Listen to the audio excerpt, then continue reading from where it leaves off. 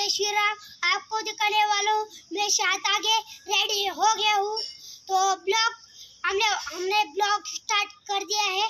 चलो तो हम शायद आगे कपड़े बदला ले, हमको जॉब करना है। अरे यार हम ब्लॉग स्टार्ट कर दे रहे, तो हम ब्लॉग स्टार्ट कर दे हैं वहाँ। तो ब्लॉग स्टार्ट होने के ये हमने आधी से आधी ब्लॉग स्टार्ट कर दिया। तो हमने आपको आज का वीडियो दिखाया था ना, वो चेक कर दो। आपको हम टीवी पर टक रहे हैं। तो वह है खिड़की है, तो खिड़की है। तो है ना, हम शायद से आगे रेडी हो गए हैं। तो हम कपड़े भी चेंज कर दिए हैं। तो हमारे मैडम भी आ गए थे। हमको बहुत ऑब्वियस दिया वो मैडम ने।